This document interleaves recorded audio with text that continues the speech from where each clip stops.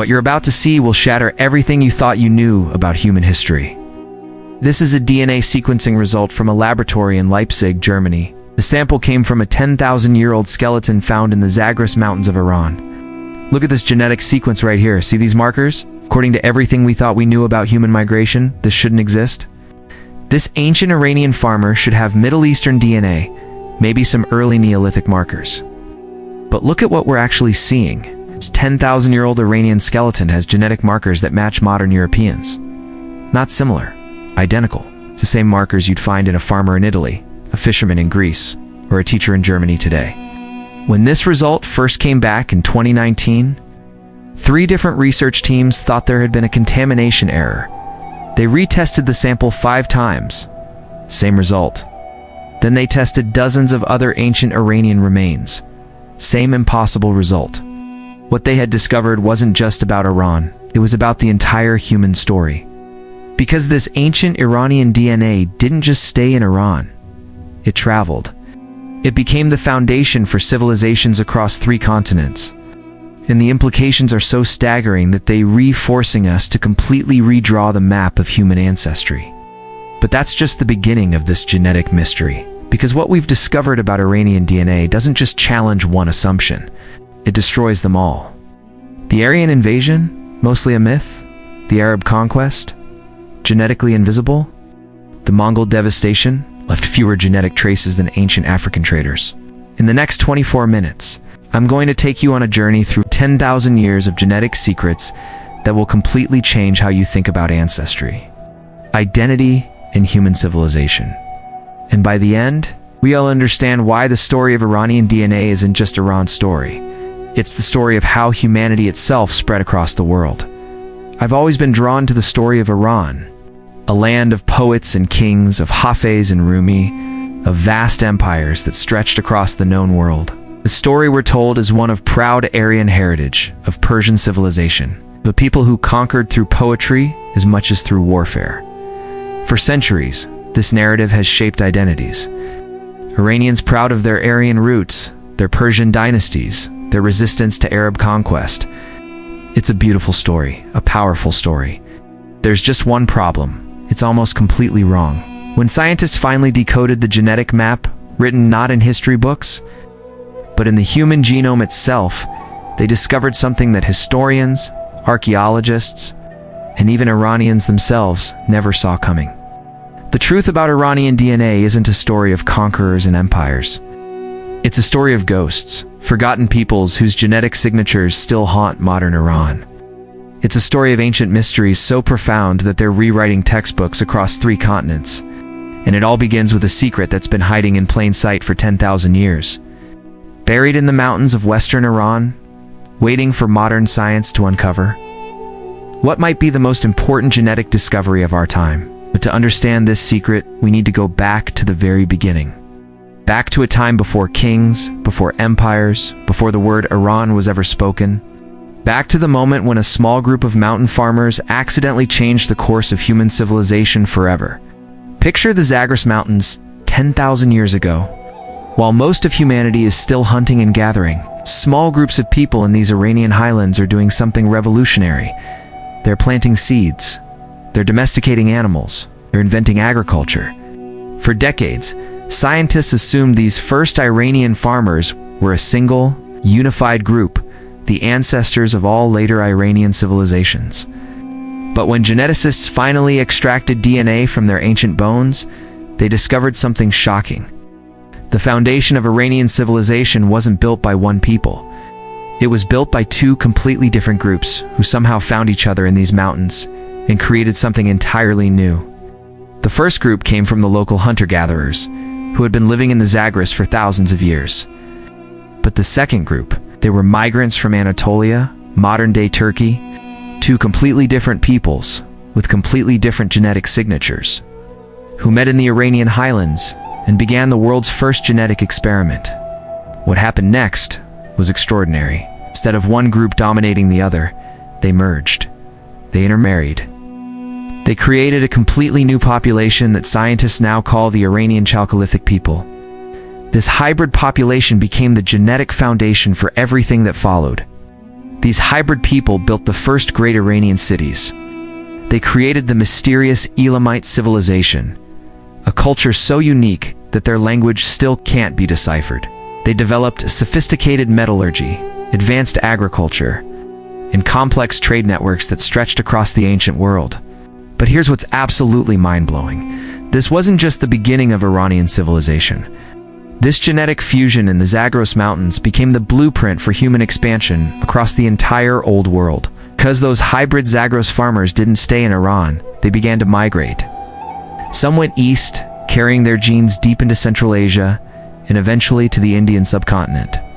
Others went west, spreading their DNA across Anatolia and eventually into Europe itself. Today, if you trace the deep ancestry of a European farmer, you'll find genetic markers that lead back to those original Zagros mountains.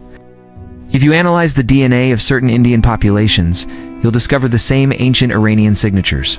This means that Iran wasn't just shaped by the world. Iran helped shape the world. The genetic heart of Eurasia beats with a rhythm that was first established in the Iranian highlands 10,000 years ago.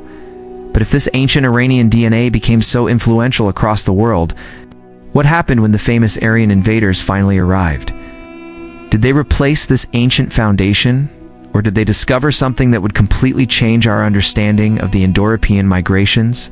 What I'm about to reveal about the so-called Aryan invasion is going to destroy one of archaeology's most sacred assumptions. Because when geneticists traced the DNA of these supposed conquerors back to their origins, they found something that should be impossible. The foreign invaders were carrying the same genetic signatures as the people they were supposedly conquering. How is that even possible? What does this mean for everything we thought we knew about Iranian identity? Before I reveal this mind-bending discovery, let me ask you, what percentage of modern Iranian DNA do you think comes from these legendary Aryan migrations? 70%? 50%? Drop your guess in the comments, because the real answer is about to blow your mind. Around 4,000 years ago, they thundered out of the vast Eurasian steppes.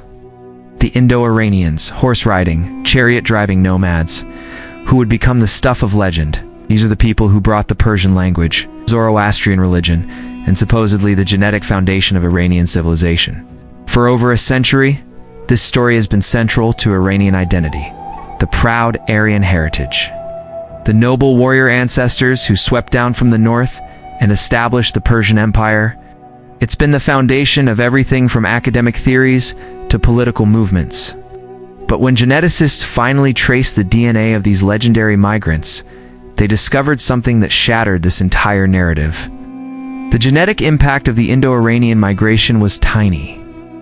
Modern Iranians carry an average of only 14% ancestry from these steppes nomads. 14%. For a people who supposedly defined Iranian civilization, that's almost nothing. How could this be? How could the most famous migration in Iranian history leave such a minimal genetic footprint? The answer takes us on a journey within a journey and reveals one of the most incredible coincidences in human history. Before the Indo-Iranians ever reached Iran, they made a crucial stop. They migrated south into Central Asia, into what's now Turkmenistan, Afghanistan, and Uzbekistan.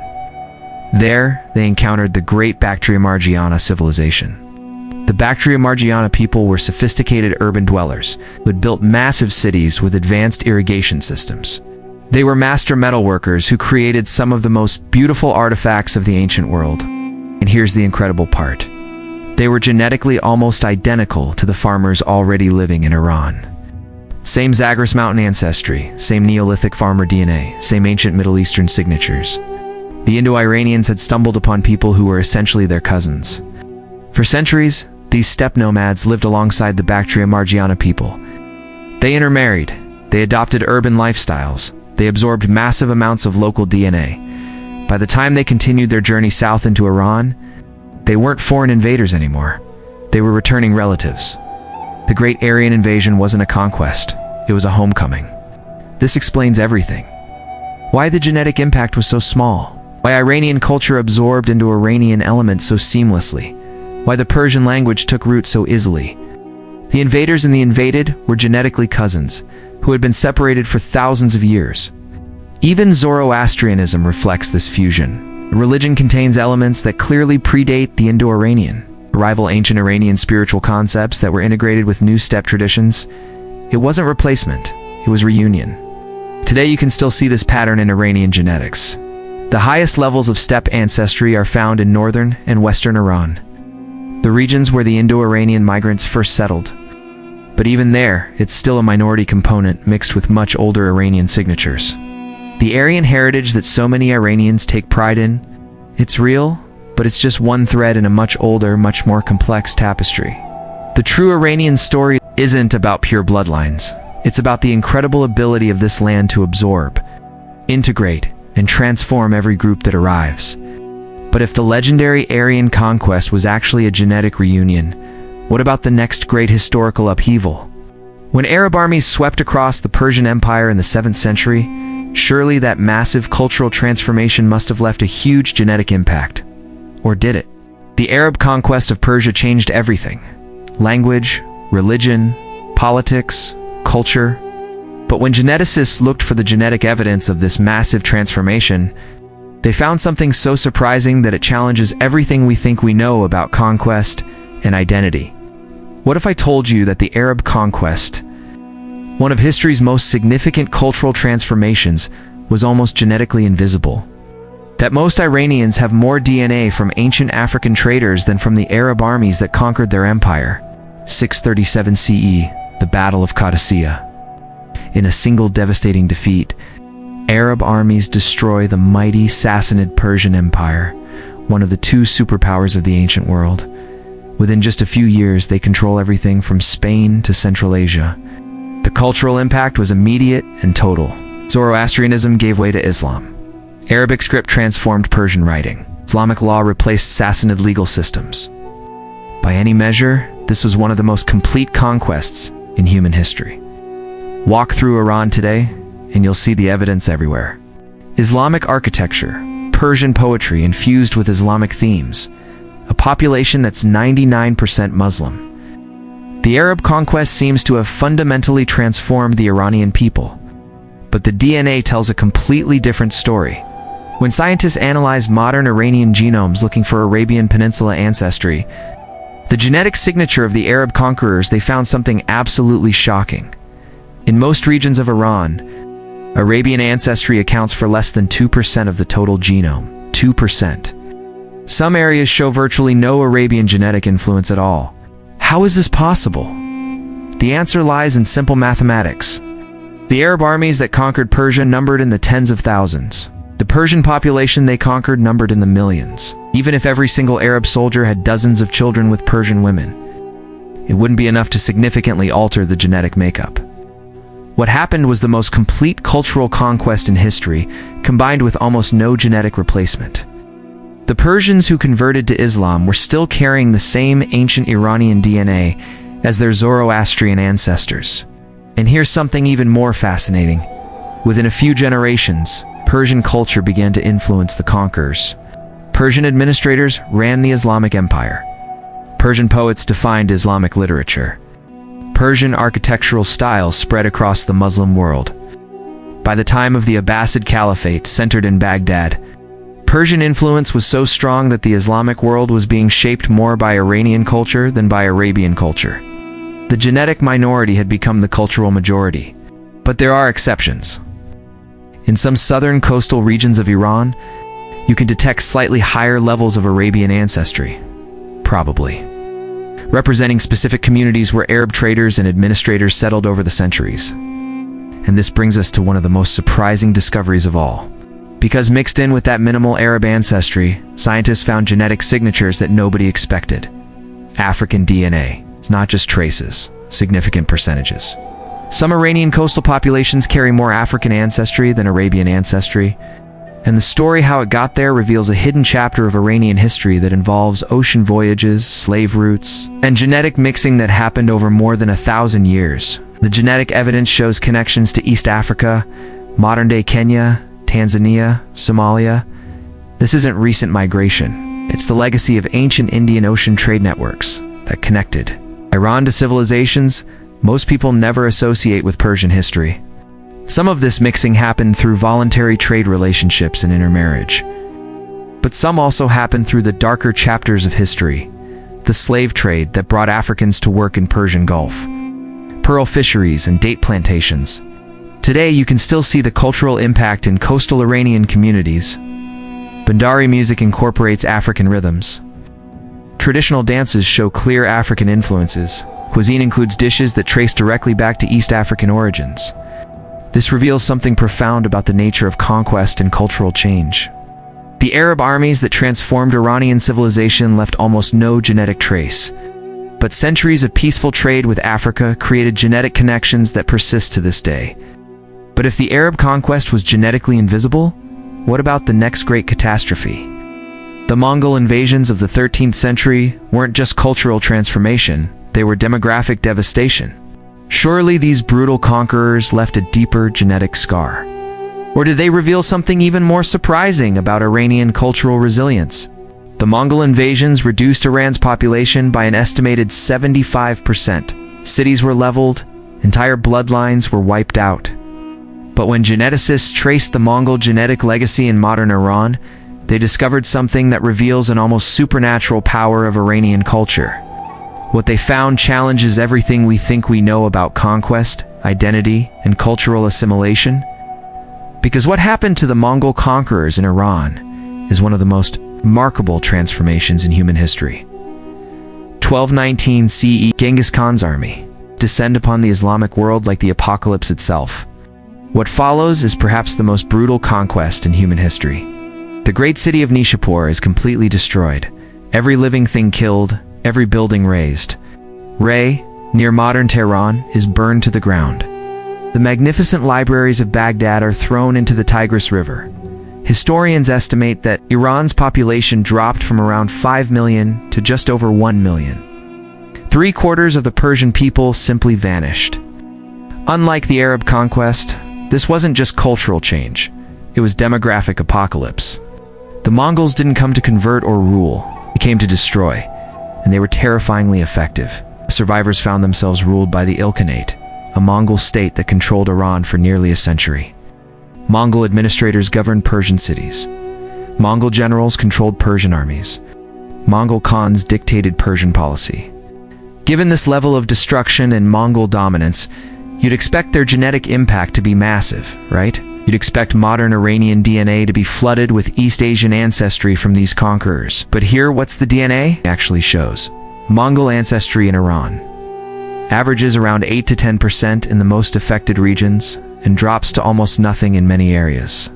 Even after the most brutal conquest in Iranian history, the genetic impact was relatively modest.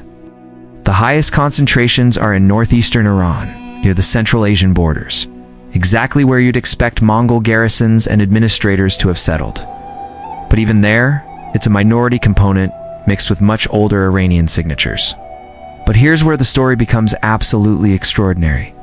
What happened to the Mongols who stayed in Iran reveals something almost magical about Persian cultural power. Within just 2 generations, Mongol rulers in Iran were converting to Islam. Within 3 generations, they were patronizing Persian poetry. Within 4 generations, they were indistinguishable from traditional Persian dynasties. Take Ghazan Khan, one of the most powerful Mongol rulers of Iran. By 1295, he had converted to Islam, adopted Persian court customs, and was commissioning Persian manuscripts. His court spoke Persian, celebrated Persian festivals, and followed Persian traditions. The most brutal conquerors in human history had become Persian themselves. Iran didn't just survive the Mongol conquest, it absorbed and transformed the conquerors. Mongol military techniques were integrated into Persian warfare. Mongol administrative systems were adapted for Persian governance. Even Mongol artistic styles were blended with Persian aesthetics to create new hybrid forms. The genetic evidence supports this cultural transformation. Instead of Mongol DNA replacing Iranian DNA, it was woven into the existing genetic tapestry. The conquerors became part of the conquered population rather than replacing it. This pattern repeats throughout Iranian history. Foreign conquerors arrive expecting to transform Iran, but Iran ends up transforming them.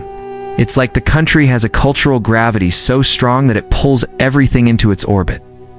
Today, you can still see traces of this Mongol legacy in Iranian culture. Certain architectural elements, some military traditions, even specific genetic markers that trace back to the 13th century. But they're Iranian now, integrated into the larger Persian identity. But to truly understand what makes Iranian DNA so extraordinary, we need to step back and look at the complete picture. Because when you see how all these genetic layers combine, you discover something that will completely change how you think about ancestry, identity, and human civilization itself. So here we are, after tracing 10,000 years of genetic history. What have we discovered about the truth of Iranian DNA? Modern Iranians aren't Persian, they're not Arab, they're not Mongol, and they're not any single thing. They're something far more extraordinary. They're reliving time machines carrying the complete genetic history of Eurasian civilization. In every Iranian, you can find the DNA of the world's first farmers who invented agriculture in the Zagros mountains, the mysterious Elamites who spoke an undeciphered language, Indo-Iranian poets who brought Zoroastrianism, African merchants who crossed oceans, Mongol warriors who conquered empires only to become Persian themselves. But here's the most incredible part. This isn't just Iran's story. Iranian DNA didn't just absorb influences from around the world. It helped create the world. Those ancient Zagros farmers became the genetic foundation for populations across Europe and Asia. When you trace European ancestry back to its deepest roots, you find Iranian signatures. When you analyze certain Indian populations, you discover ancient Persian connections. The genetic heart of Eurasia beats with rhythms that were established in Iran 10,000 years ago. Iranian DNA tells us that identity isn't about purity, it's about synthesis. It's not about where you came from originally, it's about what you become through mixing. It's not about preserving ancient bloodlines unchanged. It's about creating new combinations that are stronger than their individual parts. Walk through Iran today, and you'll see this living laboratory of human diversity. Kurds carrying the strongest connections to ancient Zagros populations. Persians blending influences from across Eurasia, Zagros mixing Turkic and Iranian heritage. Baluchis connecting to South Asian civilizations. Each group represents a different experiment in human genetic and cultural fusion. None of them are pure, and that's exactly what makes them extraordinary. They're living proof that human civilization advances through mixing, not through separation.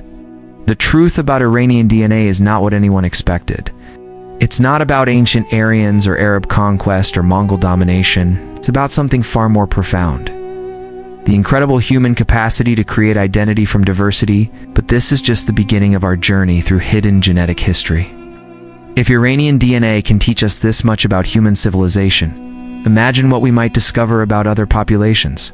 What secrets are hiding in Turkish DNA?